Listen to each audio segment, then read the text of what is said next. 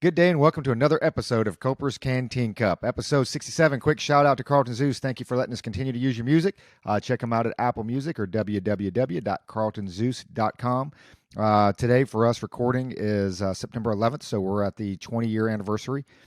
We've seen the run up all week, a lot on the news and this and that. And Luke, I haven't watched so much of CNN. A lot of it's just been what I see on Twitter and Fox. I mean, have we seen the other, or I guess either one of you see the other media outlets? I mean, has there been a big spin up to today, or what's their coverage been like? I haven't seen much coverage. Of course, it's not really fair because I haven't been watching very much. So, Josh, have you been watching the news? I definitely in print, scrolling through yesterday and the day before that, there wasn't much talk about it.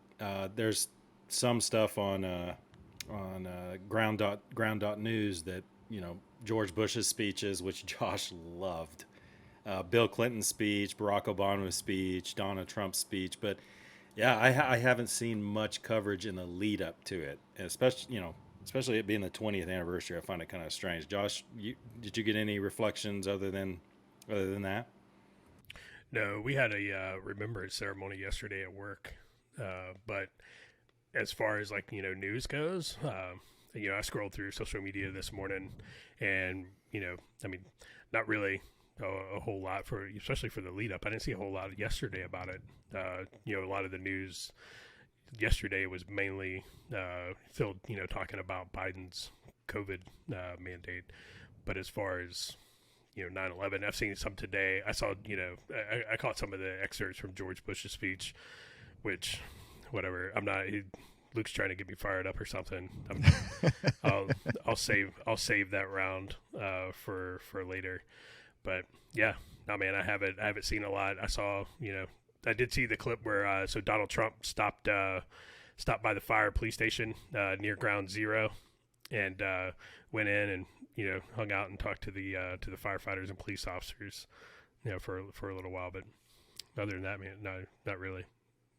And it's got to be tough for liberals, right? I mean, for a lot of the extreme left that hate this country so much, this has just got to be a bad holiday for them. I mean, it's just like, we got to go through a day of patriotism and a day where, it's supposed to be a day of unity and remembrance and mourning. And, they just, I guess it's probably why you don't see a lot of it on the left. And the more and more we get into this, especially because we'll talk a little bit about Afghanistan, not a whole lot, but it's, because, I mean, the rest of the world's pretty much just forgotten about Afghanistan. I mean, the administration said, Ed, yeah, it's over, right? Yeah, we still got a couple hundred Americans out there from their reporting, which probably means we have about 1,500 left.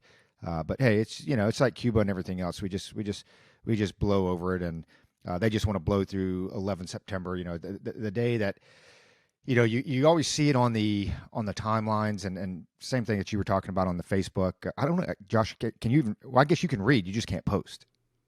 Yeah, I got like another 12 days in the hole. Which is doing wonders for our Culper's Canteen Cup marketing. So for those listeners out there that are seeing lack of posts, is because Josh has been banned for another 30 days. So I don't know. Maybe one day one of the three of us will get our website up and going, and we won't have to rely on big tech. Yeah, that was a passive. I told you guys. I told you guys what? How long ago was it? Like 3.5 weeks. I got this. You guys just shut up. I got this. I shouldn't laugh, man. That's horrible. Yeah, Yeah, thanks for the shout out. Yeah. yeah, no worries. You're probably drinking, so it's not a big deal. But anyway, back to back to 11 September. You're not seeing, or I haven't seen anyway, a lot of the coverage. And I'd say even, and not just the left, but the left and the right side, there just hasn't been a whole lot of spin up to it. And it kind of made me wonder today, or at least not wonder, but think about like my son. You were talking about it, and it was on TV or whatever, and like he wasn't even born. Right, he wasn't even born when it happened. He wasn't born till a year later. So you're getting to the point where you have an entire generation that wasn't even alive, and it's really when you look at, especially with the withdrawal in Afghanistan and everything that's going on over there. I mean, that's why we were there. And so I think a lot of that stuff gets lost on folks, and it kind of goes back to what we were talking about in the last couple episodes with Afghanistan. It's been going on so long, it becomes that ugly box that sits in the corner that you just forget is there. You see it, and your wife's like, "Oh, you need to get that out of here and go throw it in the trash." "Oh, I'll do it tomorrow." Tomorrow comes, it's still sitting there. 3-4 days, it's still sitting there, and then it just becomes part of the house, right? It's just sitting, and that's what Afghanistan has become. And I think I heard it yesterday on one of the pundits on, I think it was Fox News, but you go back and look, and it brings a tear to my eye every time you go back and look at the events of September 11th, and you look at the towers, and you had the lady that jumped, and to sit there, whatever floor she was on, the 45th or 55th or whatever it is. I mean, you look at the mindset of somebody. It's like, hey man, I can either stand here and burn in 2,900-degree fucking heat, or take my chances and just dive out this window. Uh, Dude, that's mind-boggling. Like that is hard for me to. It's hard for me to even fathom, that going through your mind. But, I guess one of the things I'll say for, 11 September, and everybody's got their different memories where you were. I think that's one of those events. You always heard it back in the day with like JFK. Everybody knew where they were the moment, JFK was assassinated. And when you look at 11 September, I think that's one of those that everybody remembers exactly where they were, what they were doing.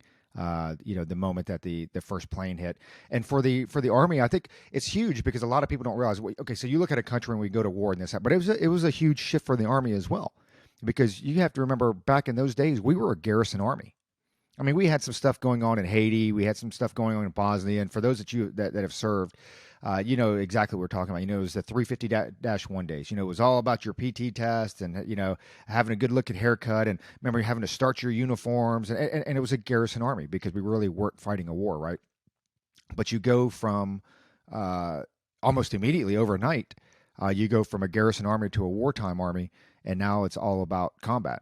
No more shining boots, no more starching uniforms. It's all like, hey, practice is over. It's time to play the game. So it's, I can tell you, at least for us folks, and those that served during that time period, I mean, there was a definite transition going from that garrison to wartime. And then unfortunately, I think what's happened in the Army, what you're seeing today, and I think you're seeing it, you've seen it in the last several years, at least in my opinion, some of the decline of I guess the culture that we grew up in, it goes back to war's been going on so long. It's just become part of the norm. So, that combat role has become the garrison army. So now that's why you have, General Milley up there talking about, well, I want to know about white rage, and I'm white, and we should study, CRT and this and that and da da da. And again, they conflate the issues, right? Because we're not talking about studying it or knowing your enemy or this and that. We're talking about endorsing it, condoning it, teaching it, indoctrinating folks, that type of stuff. But I don't know. I guess that's my takeaway from September 11th. I mean, I know I guess it's the second time we've done this now since we've been on air over a year. But it's for those out there that, obviously we all know about it. We remember it. But, you definitely have to take a minute and chat with the kids, because a lot of those, my son's 19, wasn't alive when it happened. You really have to sit them down and kind of explain to them the mindset. This is what was going on, 10 September. This is what happened 11 September, and this is how it changed us, forever going forward. So with that, I'll throw it to Luke for some of his thoughts on it. Well, yeah, I think we all remember where we were, and yeah, you're right. You're absolutely right with the garrison army thing. That was a quick change, and I found it real easy to get promoted when all I had to do was keep my boots shiny, my uniform starched, and run faster than Josh on the PT test. Man, I was.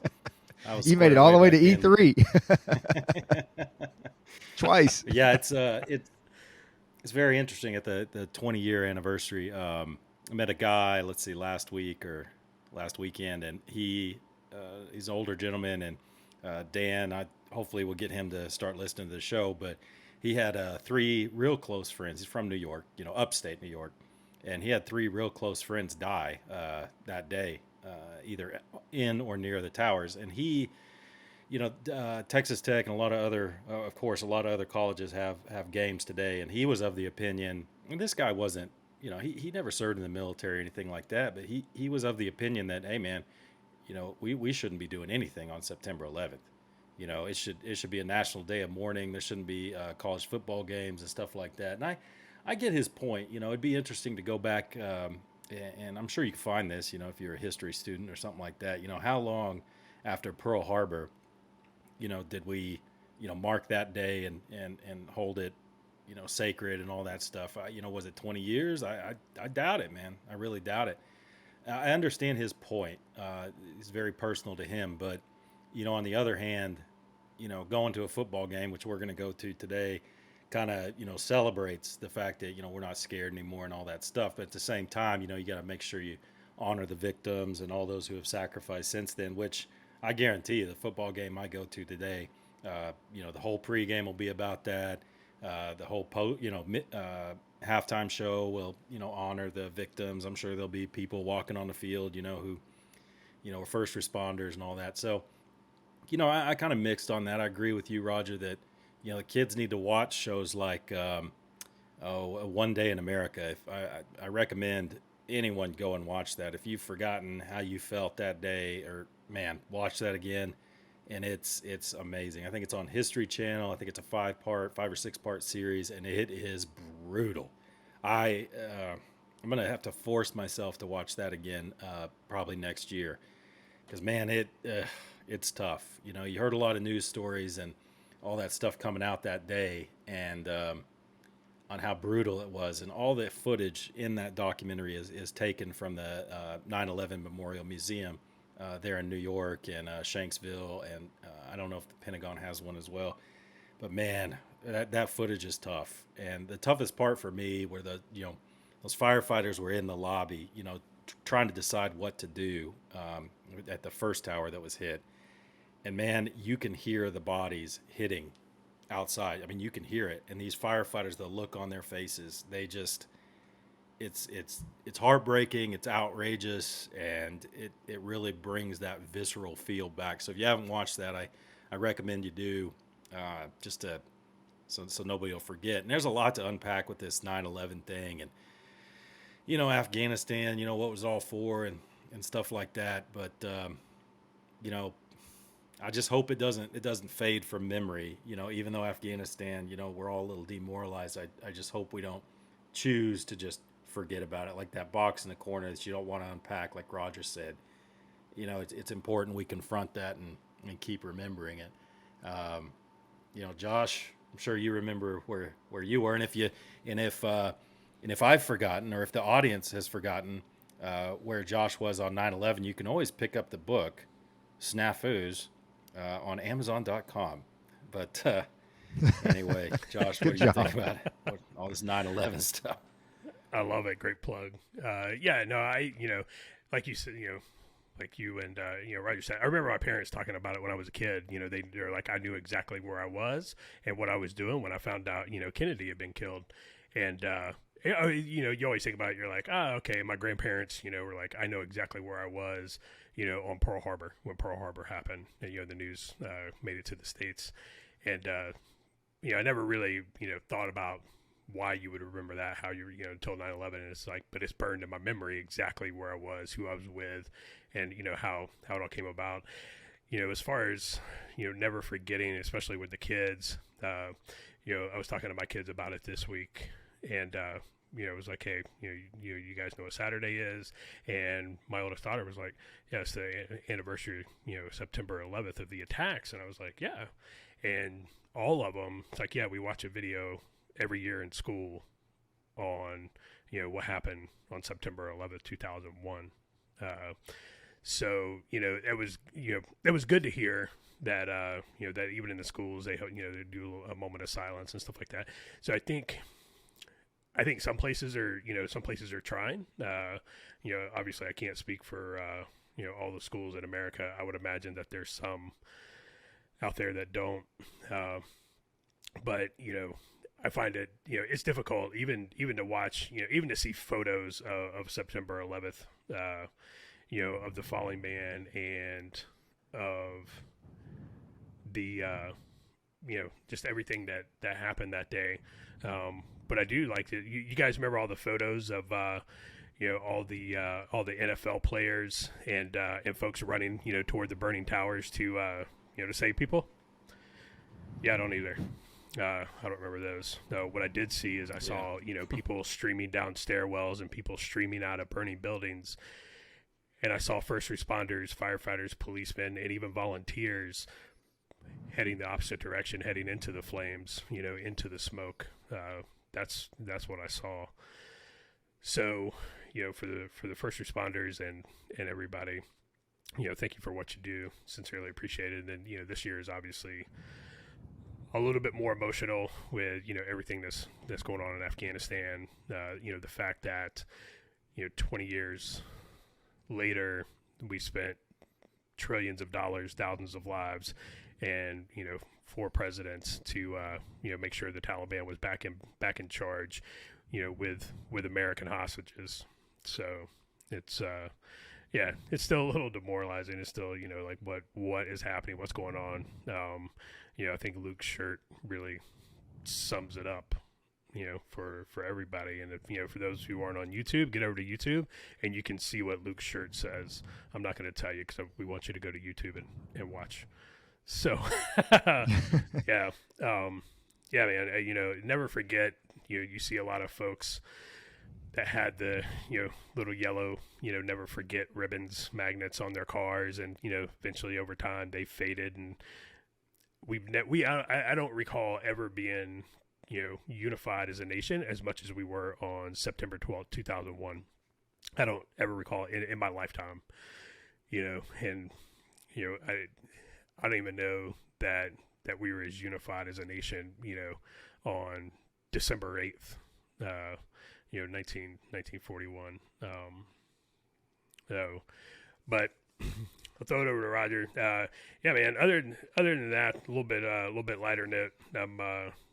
We spent a few hours at the car dealer this morning. The wife has been wanting a Jeep Wrangler, so we traded in her old car and got her a Jeep Wrangler. So my window to over here on the side, I just saw her and the kids roll off with with the top off, so they're going to go enjoy some of this nice fall-ish weather that we're having here in North Carolina today. And so yeah, man, yeah, it's, hey man, happy wife, happy life, right? She wanted it, we could do it. So keep mama happy, make life easy, right, Roger? She's out there stimulating that economy, as Luke would say. And it's crazy because you look at Afghanistan now, and one, I was a little pissed off. So I guess Joe Biden just released a pre-recorded message on 11 September. So I guess he couldn't take the 90 seconds out of his busy day. I mean, because he does have a lot going on. In all honesty, I'm not even joking with that. But it's like, really, dude, like you can't come out, and say something for 90 seconds. I mean, it's. And when you look at, you got, what Bush said, basically tying in 11 September with domestic terrorism, right? So again, trying to rebrand all the 6th January, the insurrectionists and this and that. It's like, man, why don't you just stick to the original intent, stick to the original message, and then leave it at that. You can address that other stuff down the road or however you want to do that. But it's, we still have Americans in Afghanistan. Good thing to know is that the family that I think all three of us probably spent the majority of our careers trying to hunt and kill, the Haqqanis, they're in power. So they're running, they're basically running the country right now. So I guess, Luke he keeps saying, so we have our history turned off on our chat because Luke has a tendency to get really drunk and then start typing some things that he doesn't want read back to him the next couple days or whatever. So we turn the history off on our chat, but he has been going on now for a couple weeks, talking about the Taliban, how basically we're going to legitimize them, and I think we have, right? I mean, I think Luke, you called that, man. You called that spot on. Where you're already starting to see, hey, they're meeting with the UN. Are they going to be recognized by the world stage? You've already got obviously our nemesis over there, when you talk about China and Russia and this and that, and setting up and establishing their embassies. So they're obviously going to give them some legitimacy. But I'm kind of curious to see how it plays out. I was listening to Dana Perino the other day, and she brought up a good point, because it's like right now the Taliban has something that we want, right? We have Americans that we're trying to get out. So you can't necessarily just go all FU on the Taliban, because you're still trying to get Americans out there. So I understand that piece of it. Publicly, there's certain things that you got to do, and publicly there's certain things you got to stay, or that you have to say, to make sure that, for lack of a better term, there's still some goodwill there that you can get Americans out. Because if you just say F you and we're going to bomb you back to the Stone Age again, they're probably going to start schwacking a lot of Americans. So I get that piece of it. It seems to me every time and Blinken, he's spoken several times on TV, but it seems to me it's like, dude, I don't think we're doing anything. We've had these chats back and forth where now, they're not even allowing or they're discouraging, these private organizations that we talked about before going in and trying to get Americans and pull them out and this and that. And it's, I understand to one extent why you would want to do that, because you just don't want random Americans going over there. And next thing you know, you've got more Americans stranded because they can't get out. But I would say with some of these groups that are going over, they're probably some of the best trained people in the world. And I'm sure that they feel the same way we do, where what is the country doing to help get our hostages back? Because Josh called it. That's what they are. They're hostages. Okay. But what that means is you're in a place and you cannot leave through fear of violence, death, whatever. Guess what we call that? The rest of the world calls that a hostage situation, right? And so when you sit there and as an American, I tell you, dude, it really tears you up inside. It tears me up inside because I didn't like Barry. Everybody knows that. I didn't care for Barry. I didn't care for his policies, but he was definitely in charge. We've said that several times. There was no doubt that he was in charge. And I tell you, he was a lot like, whether you disagreed with him, you liked him or whatever, you knew where he came from. You knew exactly what you were going to get. Didn't care for him, but he was in charge. With Biden, man, it's the weakness. Like, I didn't get the feeling of weakness out of Barry. As much as I disliked his policies, I did not get the feeling of weakness. I didn't care for the globalist mentality that he had. We got to go, and he went on his apology tour and this and that. But even with that, I did not get the feeling of American weakness. And I get that with Joe Biden, and I hate it. It eats me up inside because we're not talking about a disagreement in policies. It's the fact that we left and are leaving Americans over there. And guess what? Americans are going to die, if not already. I mean, they probably already have, and we just don't hear about it because the news cycle's blown through it. But I mean, for people to, you have to put this in perspective. They're saying, we only left 10% of them there. 10%.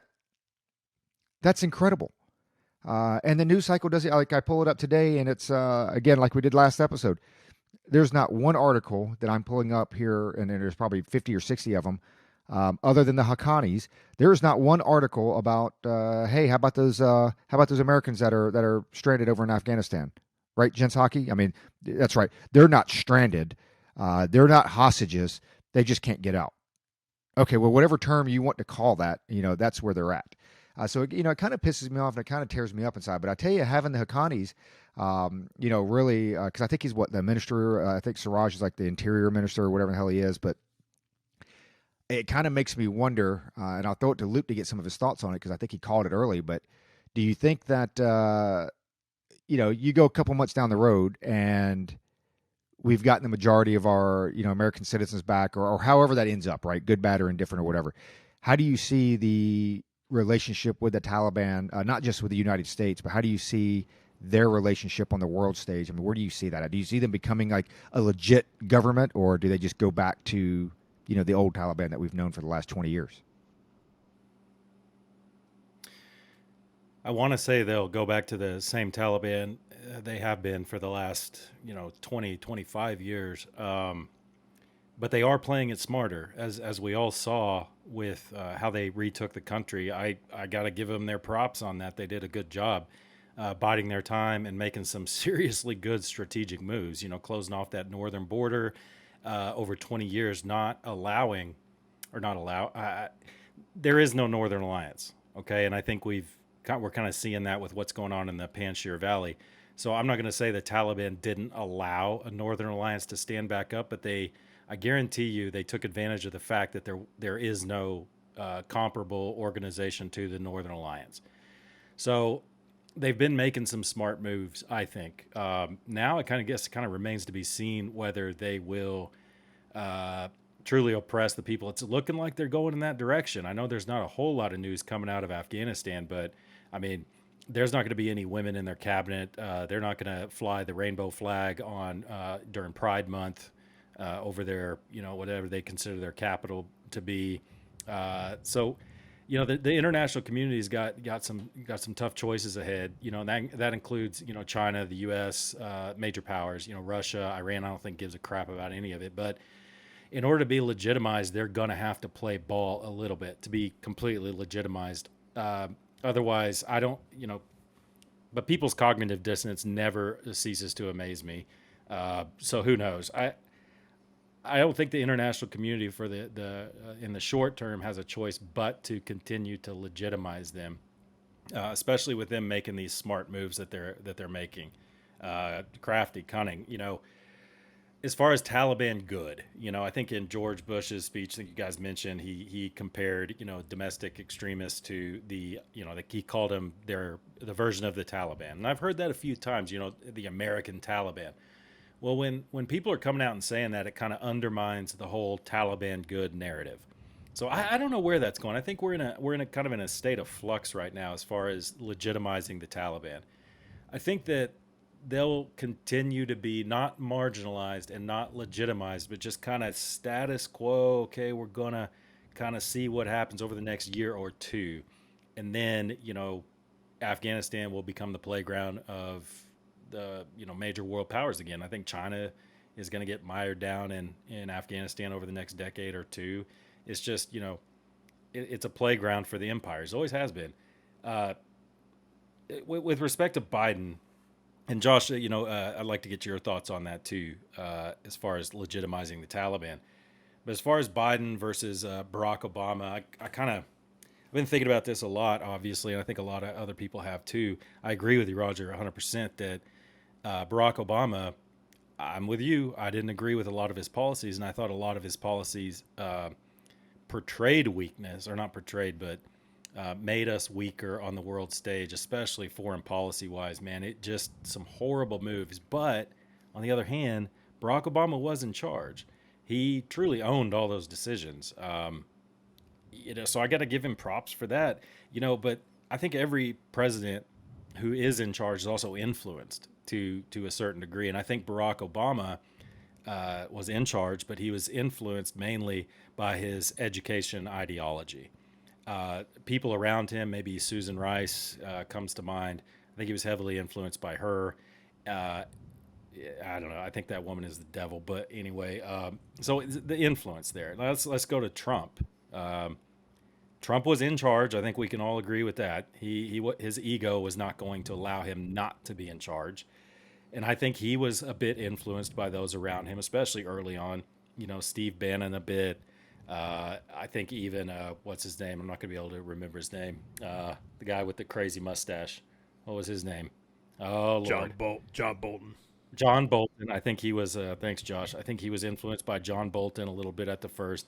I think Steve Bannon was forced out, but John Bolton immediately, as soon as Trump realized this guy is a freaking madman, he was fired. Let's go to George Bush. Obviously, I think that George Bush exuded, the in charge factor. But there was always the eternal question, how much is he being influenced by Dick Cheney, which he was. He was influenced by Dick Cheney. He was influenced by Donald Rumsfeld. But I think those three presidents were all three in charge despite the fact they were being influenced by those around them. Now with Biden, I'm going to echo what Roger's saying. He is not in charge, and the influence factor, there is no influence. Someone else is making the decisions and putting a piece of paper in front of him or a speech, and he's just signing the piece of paper or making the speech. And we've been talking about this a lot, like who is in charge? And I'm telling you, Anthony Blinken, that dude, I'll be surprised if that dude makes it another 2 months. I think that he was running foreign policy, and it is a disaster. So much a disaster that the entire administration, and this is probably Susan Rice, is like, you got to pivot to vaccine mandates or something. Yep. We've got to get away from this foreign policy stuff because it is killing us. We'd rather get killed on vaccine mandates because we know at least our base will agree with that. 51% or 80 million people, are going to agree with that fact, with that course of action. But with Afghanistan, not good. So they're pivoting away from Afghanistan. Anthony Blinken, like I said, if they keep him in that place, I'll be surprised.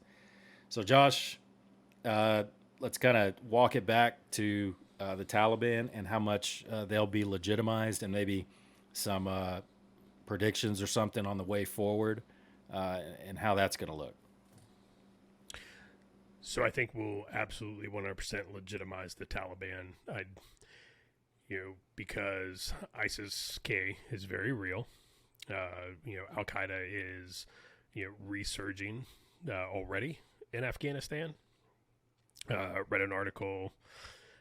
Forget it. It was NPR, I believe. I'd have to go back and look at my references. So I read an article. So, even in the last couple of weeks, they've had, a pretty big influx of foreign fighters, mostly associated with Al Qaeda, some, affiliated with ISIS-K, heading, going into Afghanistan.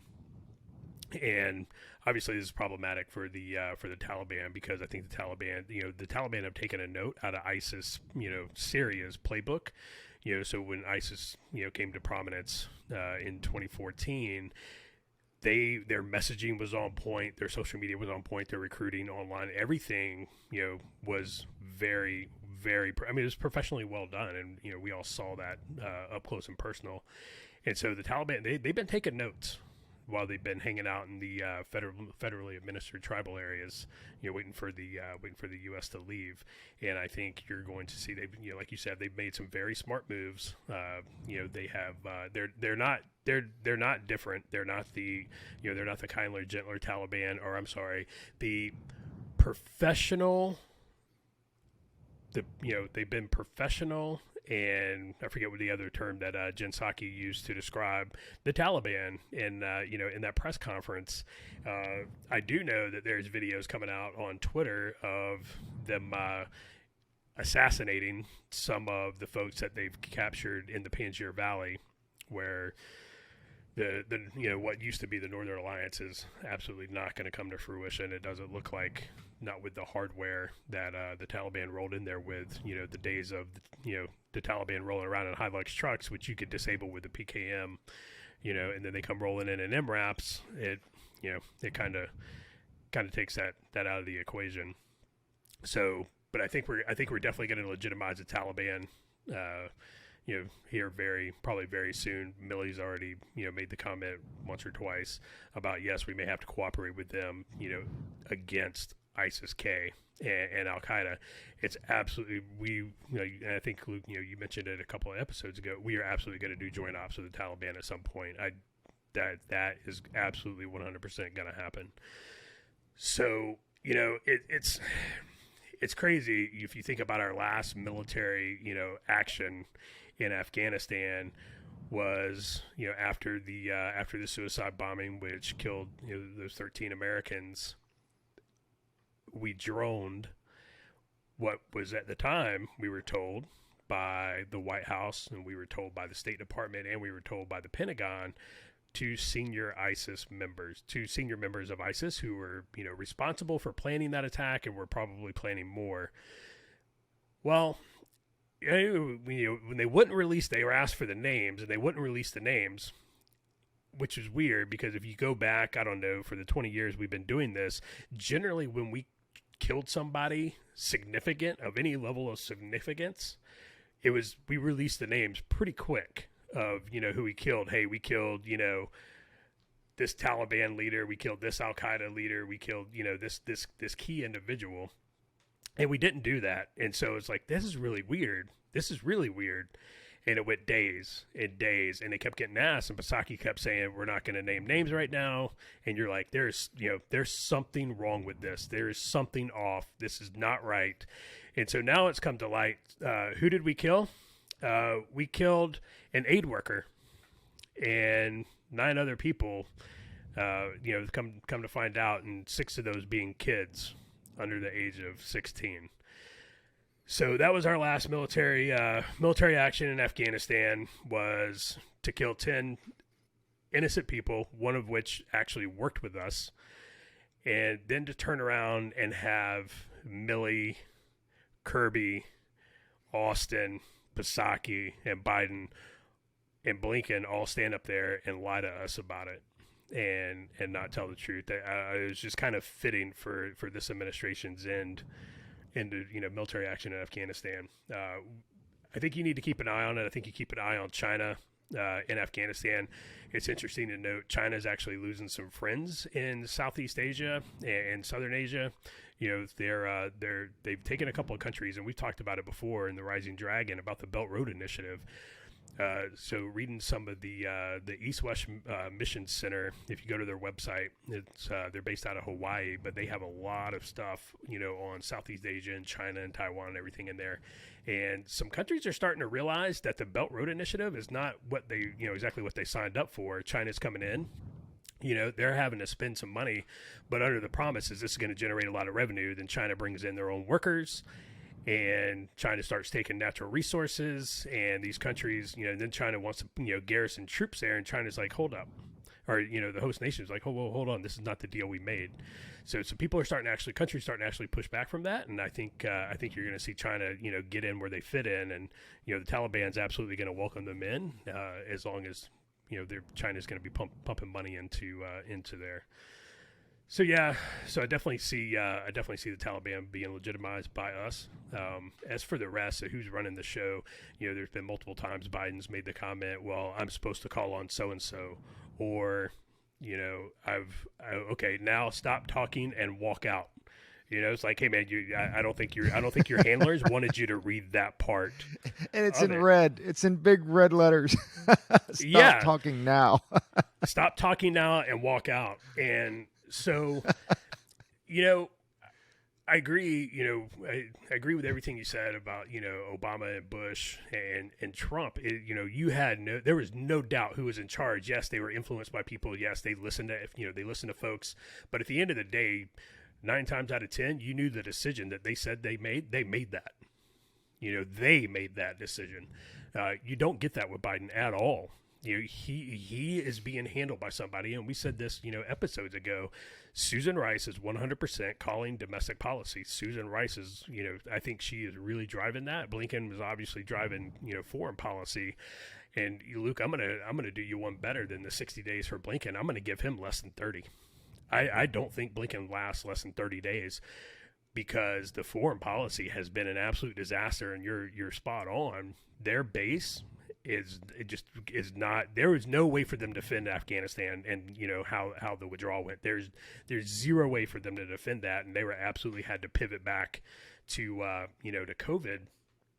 And so I think that was such a disaster, and we took we as in the United States took such a beating on the international front. I don't think Blinken lasts 30 more days. I think they're already looking for a way to put him out on the street, and that's why you saw Biden. That's why you saw Biden come out the other day, and that when he issued his COVID mandate, he was it's that old man angry. He's pointing the finger and he's yelling. He's doing the old man yelling thing, and it's.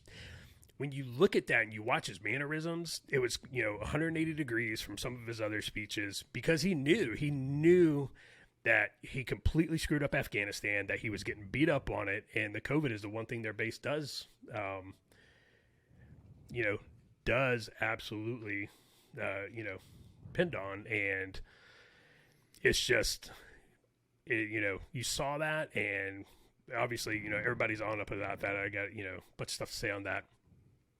But the real problem is when people think you're weak and people know that you're not going to push back, they are going to push you around. And so that weakness that Biden is, displaying, the world is watching, and that weakness is it presents a danger to the country, because, other countries, the Iranians, the Russias, the Chinas, the North Koreas, they see that and they know now, well, I'm beating up on this kid, and he never hits back. I'm just going to continue beating up on him, and I'm going to hit him harder. I'm going to take more of his lunch money, and so it's dangerous for the nation to appear weak at all. And, that's one thing people actually, I think, the world, people actually were afraid of Trump because he was unpredictable, because they knew, they were like, yep. This guy, especially after we killed Soleimani, like, this guy just killed a sitting member of the Iranian government, a senior member. Like, we do not mess with this dude. Like, we have to watch our P's and Q's with Trump, because he's going to turn you into pico de gallo if you screw around. People don't get that with Joe Biden. Biden's weakness is actually, you're placing the country in danger. So, Roger, I don't know if you got anything to say about the the COVID mandate speech that Biden gave, man, but it was just, and then the whisper at the end What was that? What it just that guy is not okay. He is not okay. No, and it's like I vaguely remember back in December when he said, "Hey, we won't have vaccine mandates." I mean, the guy, I've got video of it. The guy came. I mean, it's like everything they've done, and I do want to go back and touch on Blinken real quick because I think he makes it to January because you said that the foreign policy is so bad right now and this and that. Well, his whole administration is that way. What is going right in the administration? I mean, and I tell you that it's not even like, hey, I'm a Republican or I'm a conservative or I didn't vote for Joe Biden. Like, really, somebody go back and look at what's going on and tell me what's going right with this administration. Anywhere, because it's definitely you talk about the pivot to COVID. They have to pivot to COVID, and even that's not great. But they have to pivot to COVID because you can't pivot to anything else. You can't pivot to the economy and inflation. Oh, but it's okay, guys, because Biden's economic chief. So if you remove pork, chicken, beef, gas, coffee, bread, eggs, and anything else that you would potentially ever buy, there's no inflation. It's all good. You're not saying if you remove the top 50 things that you would buy at the grocery store, there's no inflation. You won't even notice. Well, no shit. If I don't buy anything, I'm obviously not going to notice any inflation. Dude, you can't even make this now. In all fairness, I think I think I have it pulled up here. His actual quote was, "If you remove pork, chicken, and beef from the market, then inflation is fairly stable." I'm pretty sure gas is a little bit more expensive right now, right? I'm pretty sure raw materials are a little bit more expensive. When you look at lumber, when you look at steel, when you look at copper, those type of things, I think those are a little bit more expensive. And again, it's like you can't just cherry pick. Hey man, yeah man. Other than these three or four things, economy. Hey, other than inflation, the economy is doing great. You can't really do that. So back to your comment on Blinken, I think the guy makes it to January. I mean, I think he makes it a full year. Because there's nothing else. There's nothing else that's going right in the economy right now, or in the administration. And when you look at the pivot to COVID, we've been chatting about this all week. They had to pivot to COVID because they still see COVID as a Trump thing, and a large part of America still see COVID as a Trump, a Trump thing. Even though the vaccine came out under, it's crazy. You go back and you read like the Twitter feeds and this and that. I'm not taking, that vaccine, and people are just delusional because it's like. They've got all these tweets. I'm not taking the vaccine. The vaccine can't come out fast enough. There's no way he's going to do it. He's going to rush it. He's going to push it. And then he comes out with it, right? Gets no credit for it.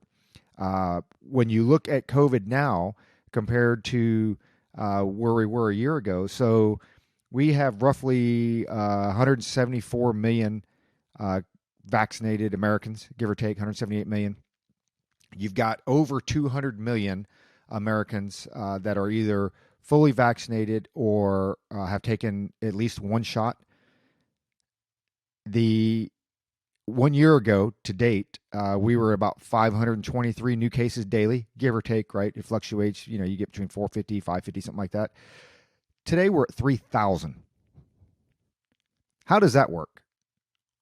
How does that work, right? So you've got 174 million vaccinated, fully vaccinated. You've got 200 million that are either fully vaccinated or at least one shot. We're not even talking about the people who have already had COVID and recovered, right? So you got to be well over the 200 million mark with that, 2.25 million. It's just played on the low side. But you're at a 300% increase this year than you were last year with COVID infections. It's not working. And the people on the left, it's not even a political thing. I mean, just look at it. It's like what you are doing is not working. I don't care, Democrat, Republican, whatever. And these people that we talk to on the left, it's funny because we've got some folks that voted for Biden and they support him and support his policies. And they're like, you know what? I didn't like Trump. Okay, I get it. A lot of people didn't like Trump.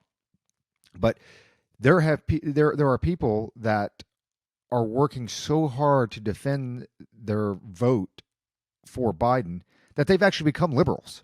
Like I know some folks that were conservatives, right in the middle of the road, maybe a little, leaned a little right, a little left or whatever.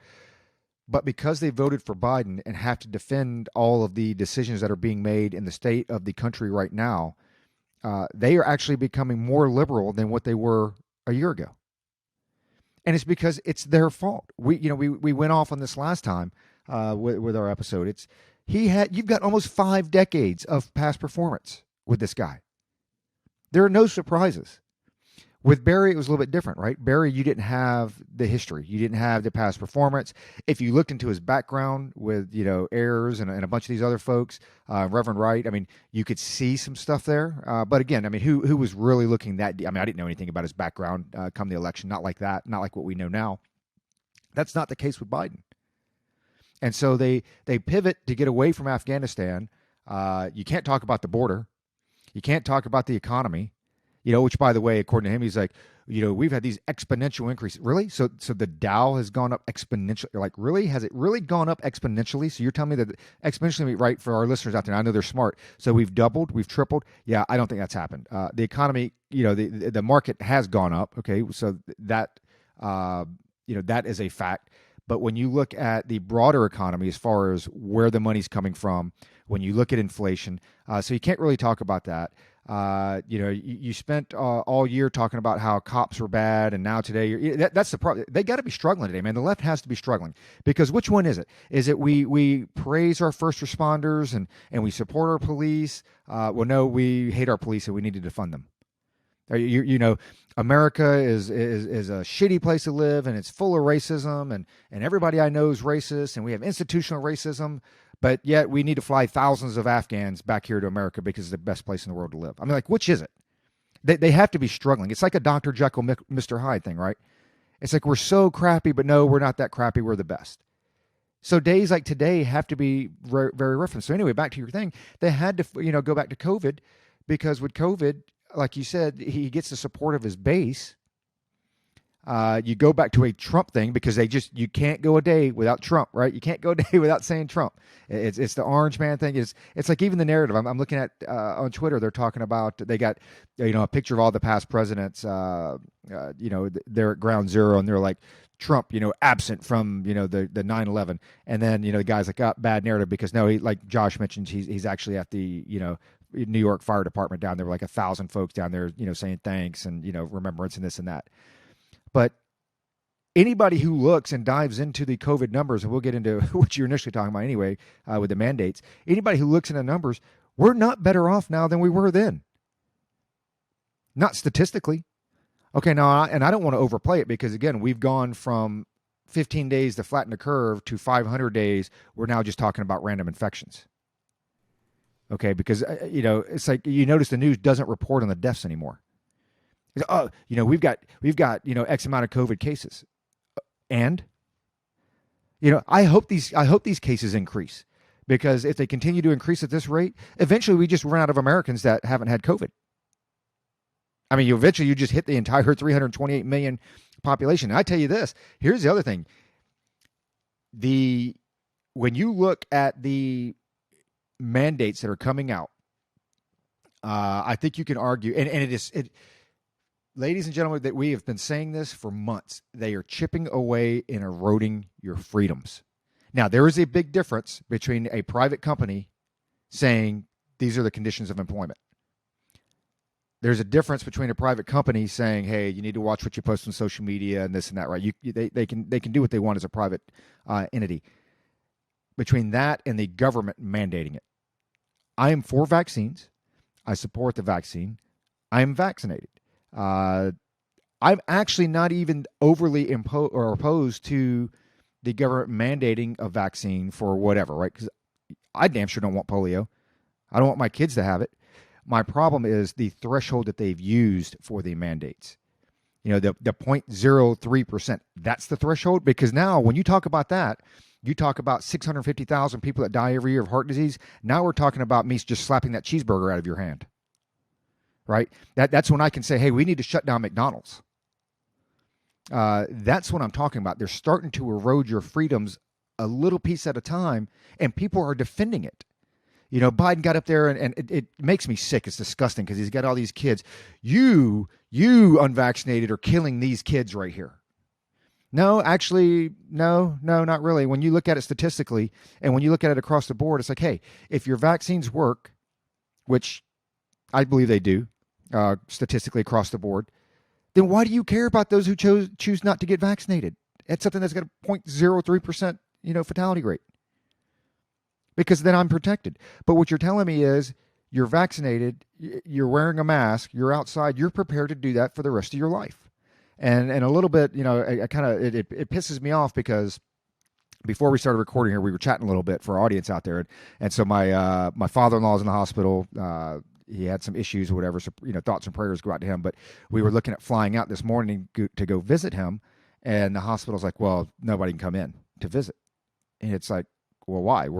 We've already had COVID. We're vaccinated. Why can't we come in? Because of COVID." So basically, what the hospital has said is like, "Hey, this is just going to be the way it is for the rest of your life." And the sad thing is, the majority of Americans are fine with it. And they're fine with it because the media will not do its job, and they conflate two separate issues as they have continued to do, for the last 2 years. It's not about the mandates, right? It's not about, private businesses making decisions. They take the private business making their own decisions and the government mandating it, right? They conflate it into one issue, and that's how they present it. And they don't separate the two. And that's the problem right there. If the company wants to do that, go for it.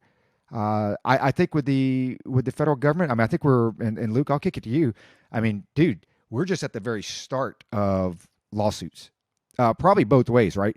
But I think when you look at what Florida's going to do, when you look at Arizona's already doing it, where does the federal government get the right? And they're going to try to push it through OSHA, right? That's their workaround, is go through Department of Labor and OSHA. Not to mention, hey, look at the strain that you're going to put on a lot of small businesses, because 100 people is not a lot of people for a small business. So you start mandating this stuff. And oh, by the way, they keep saying, hey, it's free. It's not free. Guess what? My insurance got billed for my vaccine. Just letting you know that. My daughter works at a clinic. They bill. Okay, the vaccine is free. The time with the practitioner is not. So I guess you can go to the hospital and just like pick up a vial of Pfizer's vaccine and maybe just swallow it or something, so you don't have to actually come in contact with anybody, so you don't get billed. But where do you see? And I guess I hate to put you on the spot like this because I haven't done the research on it as well, or as thoroughly as I should have. But where do you see the legal challenges going with them using OSHA? Do you think that it gets? And I don't even know it'll ever even be seen in the courts, right? Because that stuff takes months to even make it there. And from last I heard, OSHA, they haven't even come out with the ruling yet. So you can't even challenge it in the courts because they don't even have anything in writing yet saying, hey, this is what you can challenge. So where do you see that going on the legal aspect of things? Well, first of all, I got to apologize. I don't know what the heck is going on. I guess it's because I don't have a Mac, but I'll apologize to Roger up front. Or I'm sorry, I'll apologize to our sound and video guy up front for the technical difficulties I'm having. Now, I should have seen this OSHA thing coming. I should have seen it coming, man, because I'm down on myself because as soon as he said OSHA, or as soon as I read that, because I didn't listen to the speech, but as soon as I read, it's going to be executed through OSHA, I was like, of course, I should have known. Because OSHA, that is the pinnacle, and OSHA does some good things. They really do. This, like we said a couple weeks ago or last recording, CDC does some good things.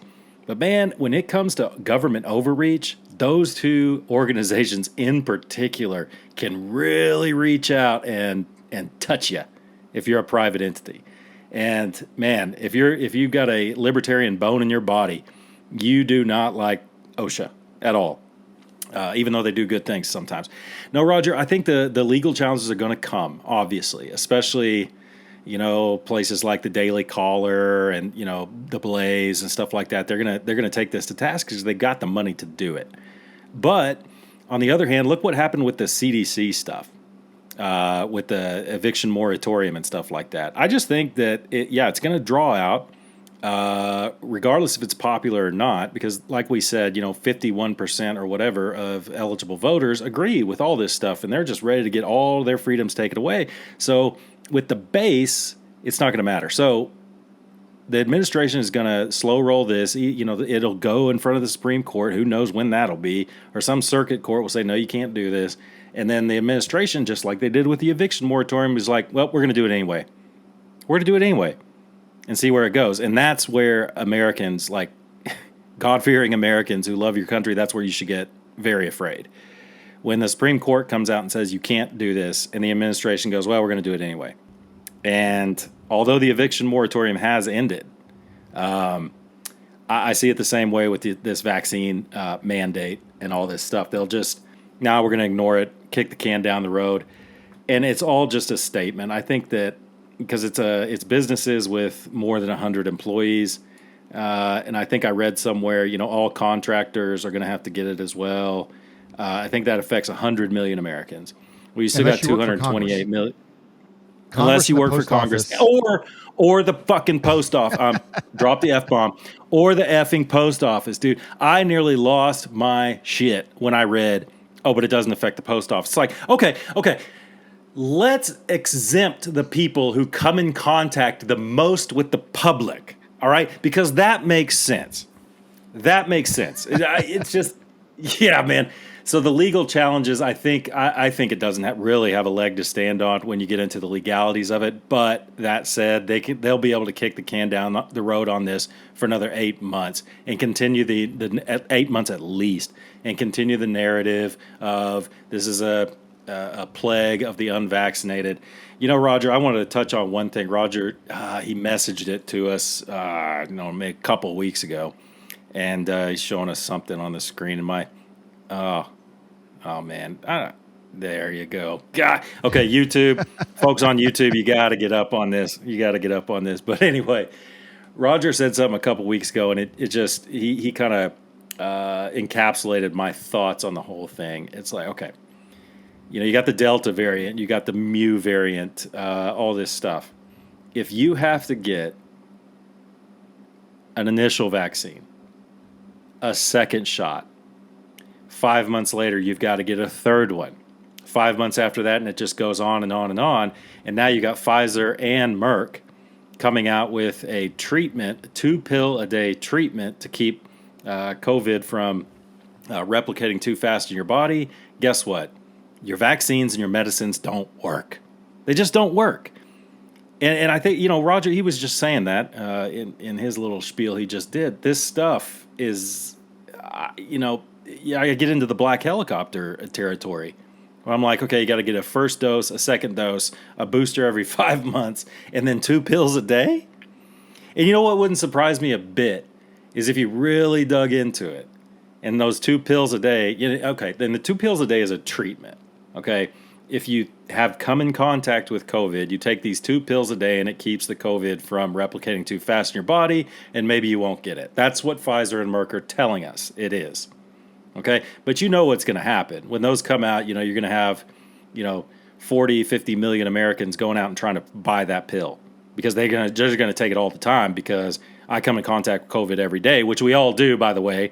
I hate to scare the audience, but you probably came in if you went out in public, you probably came in contact with COVID today. I'm sorry, you probably did. So it wouldn't surprise me a bit, like if some smart chemist actually got the formula for this Pfizer Merck 2-pill-a-day thing. And it's freaking the same thing as ivermectin. It's the same thing. Or hydroxychloroquine or whatever. I know we're not supposed to mention those two names on YouTube, so maybe we get our video pulled. But it's like, it wouldn't surprise me a bit if it's the same exact formula or it works in the same way. It wouldn't surprise me a bit. The narratives about ivermectin being horse dewormer. Yes, it is horse dewormer, but ivermectin is also prescribed to humans, much more than it is to horses, especially in Africa with river blindness. It's just, so let me back up. Let me walk it back and say this. All we've done as a society, as a global society, is kick the can down the road. And we have made it worse, and we've made this last longer. That breaks my heart that, hundreds of thousands of people die of diseases every year. The flu, malaria, so on and so forth. But the same amount of people, I'm going to say this again, at this point, September 11th, 2021, the same amount of people have died of COVID with all the measures we put in place that would have died anyway with no measures. It would have been ugly. It would have been ugly to watch the the hospitals get overwhelmed, and it would have been bad. But if people would have been able to see their loved ones on their deathbeds or in the hospital fighting, medical conditions, the same amount of people would have died. And all we've done is kick the can down the road if you know anything about viruses at all. And we've made it worse. And I'm going to steal Josh's thunder here, and I know he's probably got this pulled up, but I'm going to say it first. He sent this out just a second ago.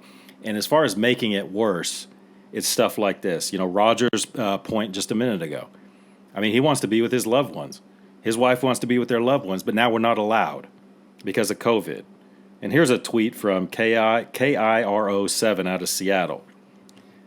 An upstate New York hospital said it will pause the delivery of babies in 2 weeks because of a spate of resignations by maternity unit workers who are objecting to the COVID-19 vaccine mandates. Man, there's a lot to unpack in that one tweet. Pause the delivery of babies? How's that work? Are they just going to stop delivering? So somebody's going to have to go somewhere else? I guess now is a good time to be a midwife. I mean, I don't know, but resignations by maternity workers who... We've made it worse, folks, because we're so scared of this virus who does affect the vulnerable, no doubt. But for a healthy individual, especially kids, 99.8% or higher survival rate. And we have shut down everything for how long? And we're still trying to milk this.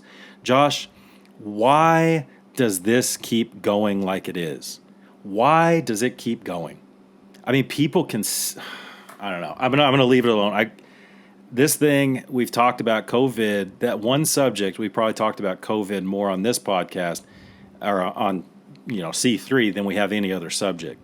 And for good reason. I mean, this podcast probably started because of COVID. Everybody's got a little less to do, a little more time on their hands. And I guess it's fitting that we talked about COVID more than anything else. When COVID goes away, maybe C3 will go away. But what's up, Josh? When does it stop? It'll never stop. It'll never stop. And it's lasted this long because the majority of Americans are cowards. That's just, I've said it before, and I'll keep saying it. The majority of Americans are cowards. I watched my granddad, one of my granddads. He probably would have lived longer had he not been in a hospital. There's something about hospitals that is so dreary and just, soul sucking that I truly think people die quicker in them. I truly do. I tell you, my dad has said, under no circumstances will you ever put me in a hospital. I will not die in a hospital, alone. He's like, absolutely 100% not. I'd rather die in my bed at home. That's just the way, way he thinks, and I'm of the exact same opinion. But when does it end? It's never going to end. COVID is here. COVID is never going to go away. It's going to be something, and like Roger said, you have people who are prepared to wear a mask and get a booster every 3 months until the day they die. And they will wear it outside alone by themselves. It's the same people you see driving in their car by themselves with a mask on. We saw somebody yesterday, I think, in a convertible by themselves, top down with their mask on. And it was just like, God love you. You know what? God love you, man. Dude, we saw one at the water park. We saw a guy at the water park wearing his mask, and it's all soggy and wet, and like dripping. So jump into the mandate. No doubt this is going to end up in the Supreme Court. Much like he did. You mentioned it, like he did with the CDC. He's using the OSHA to go to the end around. But there's a few problems with this and trying to do that. One, there is no legal precedent for the federal government to mandate a vaccine. None. All of the vaccines that are mandated, like, you got to have your mumps and measles, everything to start school. That's all state mandated. That is state mandated. That is not federal government mandated. And, there's no legal precedent. And so he's using OSHA to try and get around that. And he's using executive orders. And so I'm going to rant for a second on executive orders in general. I don't like them. I despise them. I think executive orders are, a dictator's way of ruling by fiat. If the president at any time can come out and sign an executive order and say so let it be written, then why did we trade one tyrant 3,000 miles away for one tyrant 30 miles away? Why did we? If that's truly the way this is going to work, then why did we have the Revolutionary War? Because we still have one person dictating what we can and can't do. That's absolutely insane. And that's just not how they work. Congress makes the laws, the executive branch executes the laws, and the judicial branch determines their legality and constitutionality. Congress can't delegate legislative power to the president. The only time the president can legislate is in times of extreme crisis, and only while that crisis is there. And even then, is very limited.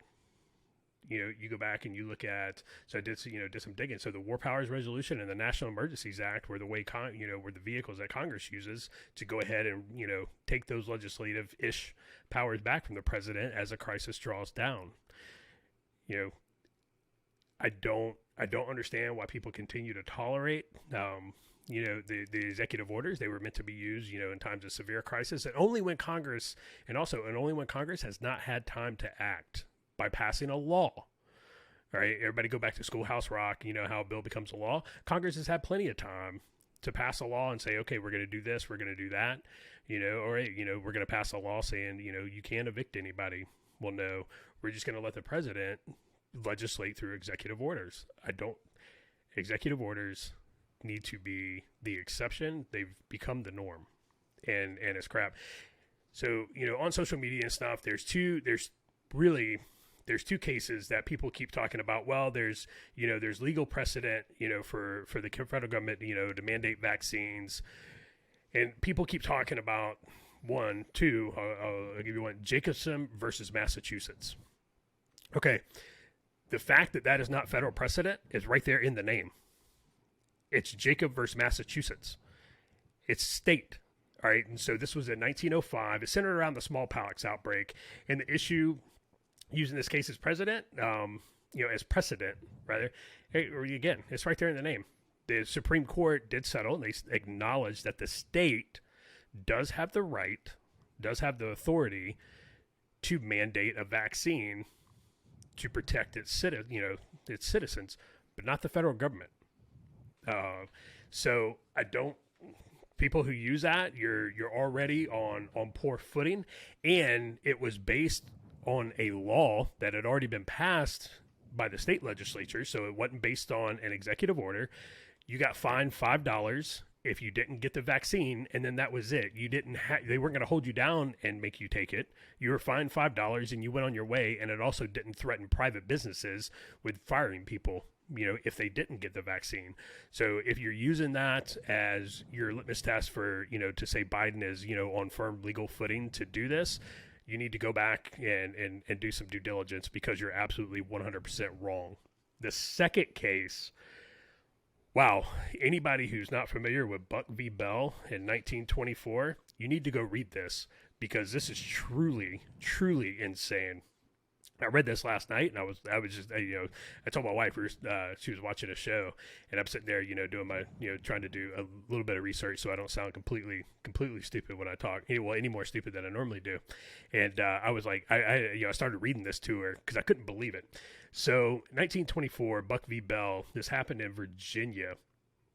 The state of Virginia had a statute that authorized the forced sexual sterilization of certainly mentally ill people. Okay, so we're already sexually sterilizing the mentally ill. Okay, so for you that are, justifying saying, well, Buck v. Bell says, shows that, the government can do this. Okay, if this is the hill you want to die on, you might want to go find your morality somewhere, because you're severely lacking. The sterilization took place on Carrie Buck because, quote, she was a, quote, feeble-minded woman, end quote. And also because they deemed that her mother was promiscuous, and so therefore she probably would have been too, even though she was mentally ill and in a mental institution. And they decided that her grandmother was probably promiscuous as well. And so on a vote of 8-1 with the Chief Justice, Oliver Wendell Holmes, who was probably one of the worst to ever sit on the United States Supreme Court, voted 8-1 to sterilize her, to uphold Virginia state law, saying, yes, you can sterilize the mentally ill. Yes, you can perform unwanted medical procedures, non-consensual medical procedures on people, because Oliver Wendell Holmes, Chief Justice, quote, stated, 3 generations of imbeciles are enough.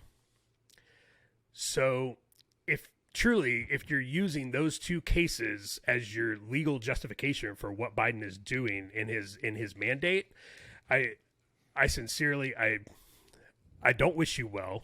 I hope you don't do well, and I hope I hope you die a tragic death, honestly, because you don't deserve, you really don't deserve to live. And again, this was probably some more unchristian stuff.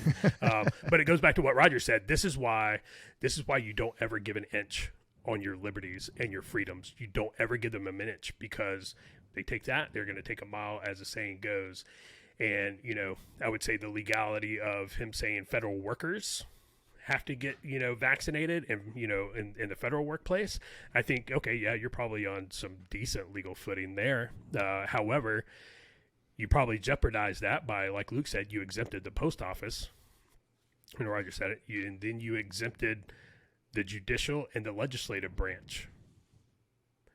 So why, if it's truly that important, it's truly such a crisis, why'd you exempt the post office? Why, in businesses, private businesses, okay, let's just say you can. Why 100? What scientific data stated that 100 is the magic number? What about businesses with 50?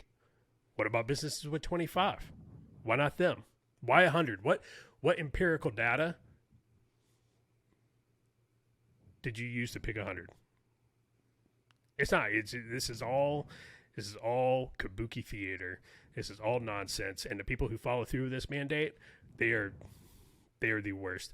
I'm telling you right now, I am unvaccinated, and I've been on the fence. I've been on the fence, and it was one of those. Hey, I'm looking at it. Do I do it? Do I not? I've talked to my doctor about it, and the doctor's like, you know what? You're not in a high risk group. Other than you're starting to see, a little bit of a food blister, around the middle. Other than that, you're not really high risk. So, make that decision for yourself. But people like me, people who have a natural, just a baked in problem with authority, when somebody yells at me and tells me that I have to do something, my gut instinct is just to say, no, I'm not going to do it, even if I was going to do it anyway. So, Joe Biden standing up there and telling me that I'm wrong, that I'm the cause of all the problems in this country because I'm unvaccinated, because I'm the unclean.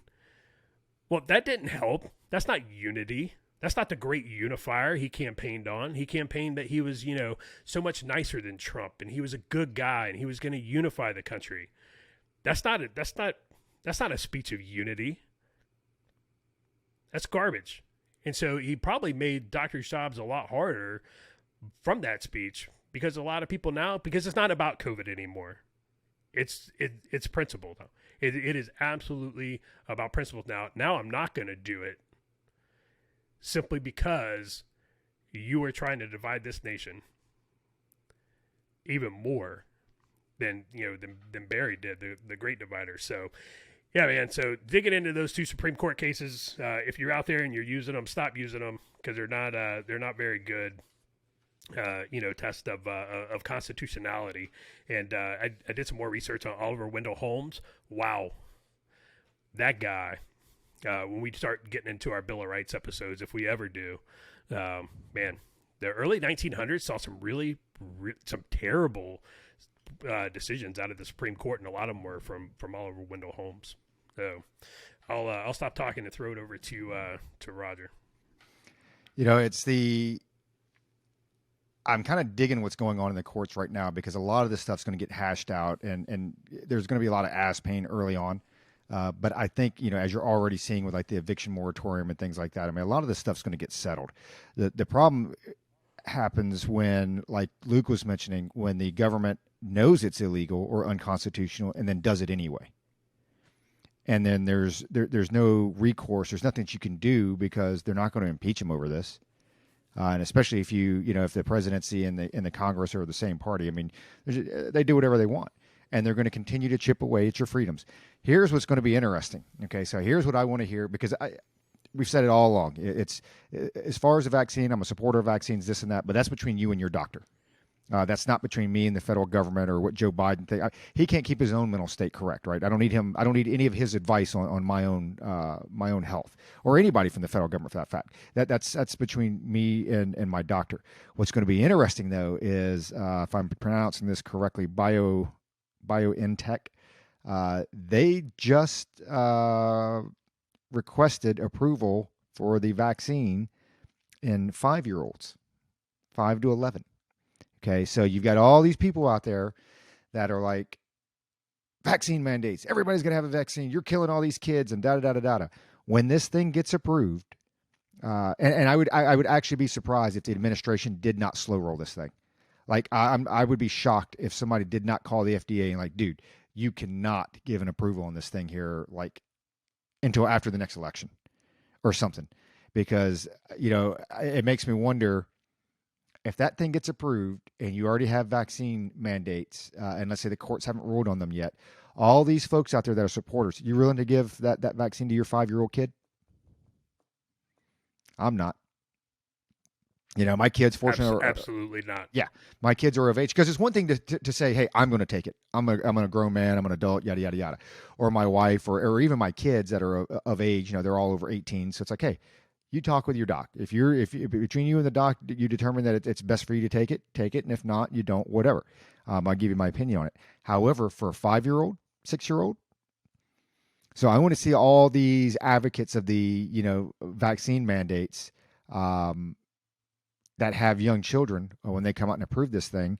I want to see what their thoughts on it are. Hey man, do you still see the same rhetoric on Twitter?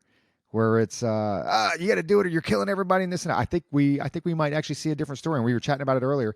I think that might actually be the tipping point if that thing gets approved, because you already have a huge divide, right? You already have a huge divide between those, because I think most people I know support the vaccines, recommend the vaccines, but against the mandate. That seems to be most of the folks that I know or that I associate with.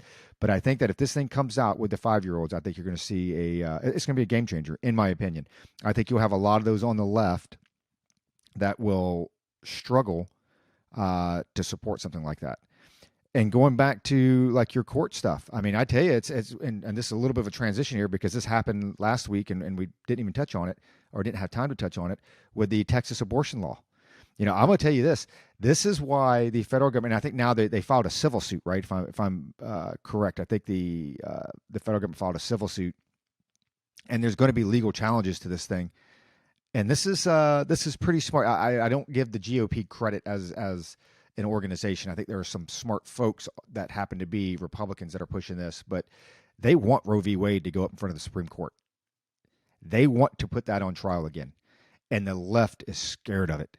They are scared to death of it, because everything that we've read, and we haven't gone into it to do an episode on it, and I'm not even talking about the actual abortion thing, because it's you can be on the left, right. I don't know if there's a right answer for any of that stuff, but what I do know, talking about the legal precedent of it and the actual case, I mean, everything I've read on Roe v. Wade, they're like, this is one of the worst rulings from the Supreme Court ever. Just because of the the merit and how it was ruled and what it was based on, and I forget, we'll have to bring it up again, but there are like 4 major areas where they're like, yeah, this thing they haven't had the right case to come up to be able to retry it in the Supreme Court. But that's why the left is scared, man. I mean, they they had an opportunity, or would have an opportunity. They really wanted to take this thing and take it to the Supreme Court. They could, right? The administration could push that. But now instead they're going to do a civil suit, and that's the reason why they want to be hands off on it. DeSantis won another thing down in Florida where he has the anti-mask mandate.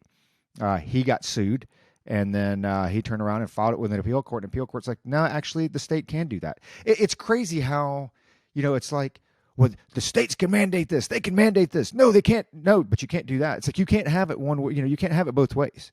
Either yes, they do have the power, or no, they don't. And to kind of echo with what Josh was saying, with the executive orders, I'm with you, man. I hate the executive orders because the whole point of the executive orders was to really expound or further specify what was already in law. Right? It's things that are already passed that, okay, well, there needs to be a little bit more guidance on this. Or we need to, throw in some, specifics or whatever. Maybe adjust the language a little bit, but the same, operating with the same intent of the law. I mean, now, and we've seen it even with down to the governors, right? And that's why, in one sense, I hate COVID and everything that it's done to us as people. But on the other side, there are a lot of states, especially like with Arizona, I guess that's what I can speak to, is it has forced Arizona to say, hey, wait a minute here. We're not run by a king. We don't have a tyrant here. We're going to start passing some laws that, yeah, okay, governor, you have a 30-day time period there where you can, place executive orders and this and that. But after that, it gets kicked to the legislature. Like if it's, truly that important, if it's so important that you have to use emergency powers, then it's important enough for our legislature to actually pass some laws to address the issue. So I am glad that a lot of this stuff is actually working its way through the state courts, and a lot of these states are taking their power back. And I think this goes to what we see with this next election. I mean, I know we've touched base on it a little bit in the last episode, but my opinion, and Luke, I mean, I don't know how you see it, but dude, I don't see how, and I haven't broken out each race state by state. I don't see how we don't take back the House and or Senate. Well, at least Senate. The House can be a little tougher, just kind of depends. But I don't see how we don't take back the Senate, possibly the House. And then when you look forward to 2024, I mean, I don't know, is there anything Biden can do to save his presidency? I mean, is there anything, what do you see that he can do that can rile up his base to come back and vote for him again, if he runs again? I mean, I don't even think the dude can run again. I don't think he can run again. I really don't think he can run again. I agree with you. I think we'll take back the Senate. It wasn't prepared for this one, with each of the individual races, but particularly with Georgia, I think Arizona is going to surprise some people. I think we'll definitely do take back the Senate, and I think the House may be a surprise. I really do. It's a good question, though. Saving his presidency, I at this point, I don't see how it's going to happen because I don't see him turning the administration turning this around, even with unforeseen circumstances that are definitely going to happen within the next year, economically and foreign policy wise. Because as you said, Roger, earlier, I think we're in a very dangerous time right now, and we were texting back and forth about that a few days ago. And Roger, you covered it. It's a very dangerous time because we definitely look weak right now across the board. We look weak. So, I was going to go off on some other stuff, but Josh got me riled up with his little segment a second ago, and with the Buck versus Bell Supreme Court decision. And look, man, folks, you got to stop being comfortable and wake up. And I'm talking to myself when I say that as much or more than I am the audience. You got to wake up and realize what we're living in right now. I encourage you to go watch a movie if you can find it. I think it's on Netflix. I think it's on Amazon as well. It's called Conspiracy, and it's about the Wannsee Conference where the Nazis determined what the final solution was going to be for the Jews. It's very well done. It's done like almost in a single take. Some really good actors. And, I watched that and I looked back, I did a lot of research on it. And what you guys got to realize, and this is what Buck versus Bell, what Josh was talking about, really resonated with me, is that everything the Nazis did, including their decision to go on the final solution, all of that was legal, quote unquote. It was all legal. They went through a legal framework within the Nazi regime, within the Nazi party, to make it completely legal. So just because it's legal, quote unquote, doesn't make it right. The Buck versus Bell thing, man, that's some Nazi stuff, man. Straight up. She was feeble-minded. What does that mean? Most days I say Josh is feeble-minded. I'm gonna leave it there. I'm not gonna go on any further with Josh being feeble-minded and what that means. But there was a tweet. There was a tweet that came out, and this goes along with waking up. We live in this society. You know, I love the actor Jeffrey Rush. I love him. I think he's the best. You know, the King's Speech, all that stuff. He's really good. And he was in the Pirates of the Caribbean. He played this, you know, ghost pirate and stuff. And there's a part where he says to Keira Knightley, you know, he goes, "Arg, you best start believing in ghost stories, sweetie. You're in one." And then there's this tweet that comes out, and you know, it's photoshopped. It has Jeffrey Rush and like this weird, you know, hat with the neon lights, and it says, "You best start believing in cyberpunk dystopias. You're in one." And this guy that made the tweet, it's called Cultural Husbandry. It's an interesting handle. He puts a lot of pictures, and I'll kind of describe some of them to you. There's one that it's a Pepsi Cola advertisement on the side of this big building. And Pepsi Cola, that's what I like. And it says COVID-19 testing site near Walmart number 908. And it's like, corporatist authoritarianism, anyone? You know, it has a picture of, you know, no public gatherings. And it's I think it's in Hong Kong. And the square is just completely empty due to COVID-19. There's a picture of a Joe Biden rally where everyone's parked there in their vehicles like it's a drive-in theater. You know, there's a few pictures of Antifa. There's a picture of wear your mask on public transport in a subway station. No one is there. There's a picture of, you know, a Catholic or Episcopalian family getting their baby baptized, and the damn priest is squirting the baby with a squirt gun. You know, there's a big billboard somewhere in the United States. Staying apart keeps us together. And this goes on and on and on with police cars burning, with all these, you know, there's a July 4th from last year, a July 4th, you know, at a beach. This is what you can do on the beach. And it's nothing. You can do nothing on that beach besides show up and stay 6 feet apart. This is your society, folks. This is your society that you're living in. We've got to, each one of us, get involved. I mean, it's easy to come home and turn on the TV, not watch Fox News, turn on Netflix and watch your little, you know, and I'm talking to myself, folks. I'm talking to myself just as much as anyone else. It's easy to do these things and be comfortable in your AC and all this stuff. But while these things are going on around you, you're like, you know what? I'm good. I got my retirement. I got my, you know, comfortable life. Let the world burn around me. But it's not just your world, it's your kids' world. And guess what, man? This is the cold hard truth. These crazy pictures you're seeing, we can avoid it as much as we want, but they're coming for us next, man. We're next. That's it. Return to family values. Get involved in the community. Do whatever you can. I mean, it's this is a call to action for every single one of us. You know, that, Josh, you really got me riled up with that Buck versus Bell, because that shit was legal, bro. That was legal, and that was the law of the land. It's scary. I want our system to work, but in order for our system to work, it's people like us, people who listen to this show, except for the people that hate us, of course, and want to see it burn, to get involved, man. We got to get involved. You know, we got to put a little skin in the game. I'm talking to myself. I got my own little plans for that, you know, and it's going to take time and it's going to take effort. And I'm going to have to get off my butt, set up the website. But until the website gets fixed up, and this is one thing before I kick it to Josh, until the website gets up, I encourage you all, you know, if you're on Twitter, go to our Twitter page. Josh posts a lot of stuff on there. I don't think Roger does as much. I do from time to time. And I think I'm going to start liking our own posts, because Josh, you know, and that's kind of cheesy, you know, like your own posts as C3. But you post some good stuff on there. And it's like, you know, I find myself liking it, and I'm like, oh, that's cheesy. I'm going to unlike it. But there's, you know, we're posting a lot of good stuff on there. But from now on, I'm going to start liking it. If somebody calls me out, it's like, hey, dude, we're 3 people. You know, I'm allowed to like what Josh posts. Now, I kind of went off there. I know, got a little deep on y'all, but I'm serious, man. It's a call to action. We can't just sit by and let this happen. It's messed up. So, Roger, that probably wasn't what you were expecting from me.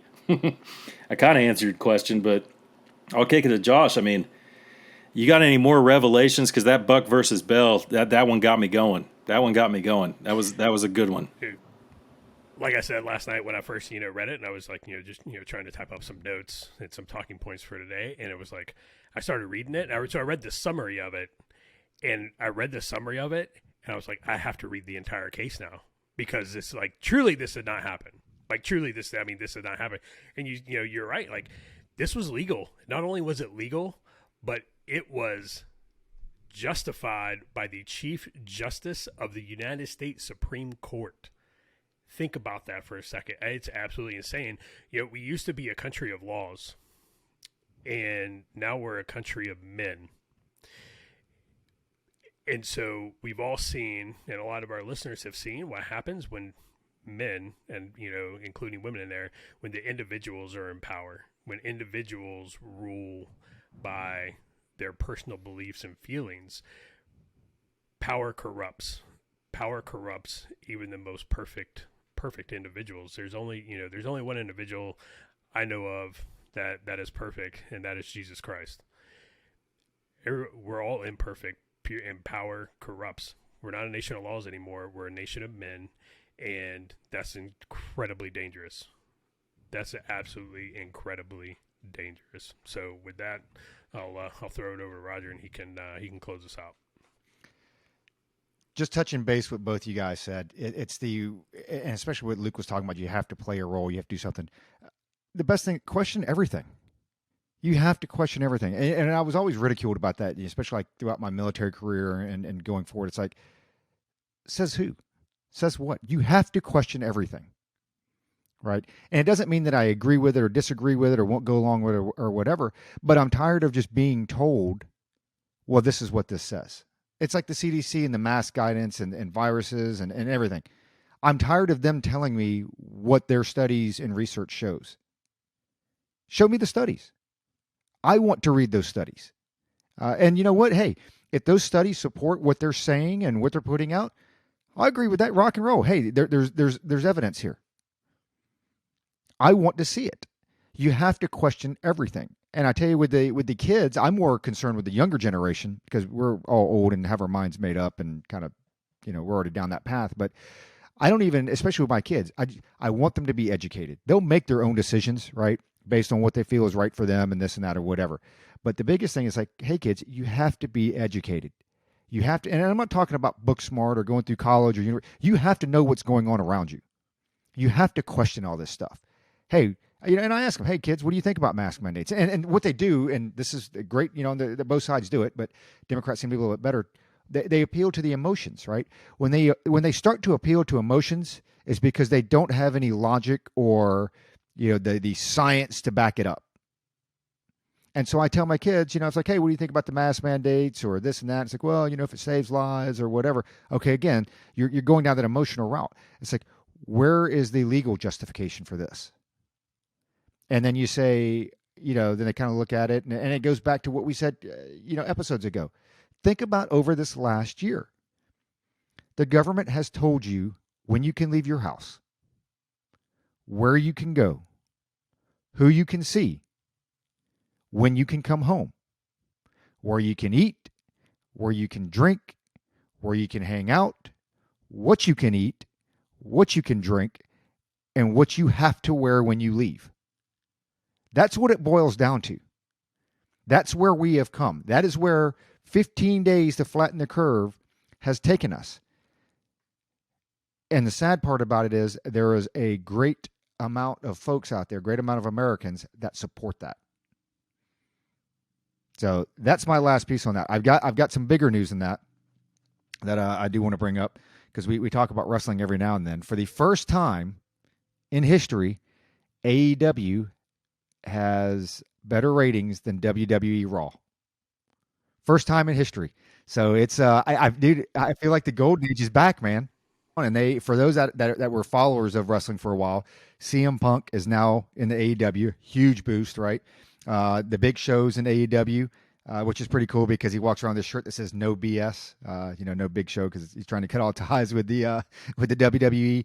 And then Daniel Bryan, big name from the WWE, is now in AEW. Christian's AEW. Sting wrestled, I think, for the first time in like 2 weeks ago in AEW. So they're bringing some big names back, and you can see the pressure on the WWE because they've had to actually go back and bring back like Goldberg and some of the older folks back in the golden era or whatever. So I feel good, man. I like it because it's like anything else. It's competition. You have to have competition, and I didn't really think about it till you just said it, but that might be the magic pill for AEW. So when you look at WWE, they were really good about just dominating the wrestling, the wrestling landscape.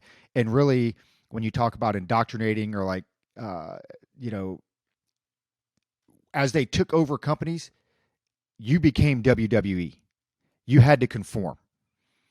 With AEW, there is a different feeling to that because with like you said, with the Mexican, wrestling federation, they tie a lot of New Japan wrestling in there. I mean, they actually have because these places, these other organizations have cult like followings. So it's they have done a great job of not just buying these companies, sucking them in, and just swallowing them, because that's what WWE did with ECW, right? ECW had a cult like following. WWE bought them out.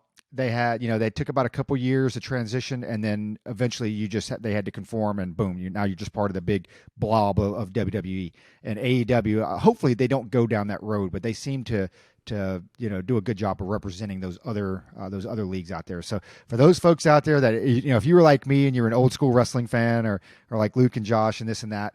And you stopped watching because it got a little boring, because it did for a couple of years. WWE got a little boring. There were a couple folks that I liked to watch. They had to bring back Brock Lesnar. I'm a big fan of his, but they brought him back to WWE, and they needed to because they need the ratings bump. And he's not even on Raw. He's on the Friday show, SmackDown or whatever.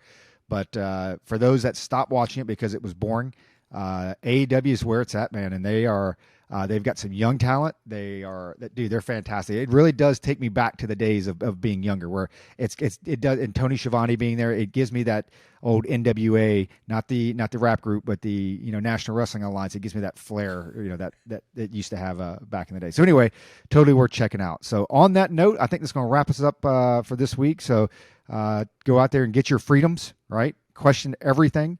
I think eventually, once we get our website back up, or I shouldn't say back up, once we get our website running, we'll hopefully get some good news articles out there. But hey, thanks to everybody out there for listening to us. Again, big shout out to Carlton Zeus. Thanks again, man. Check him out, www.carltonzeus.com, or on Apple Music. And for our listeners out there, keep your Canteen cups tightly secured.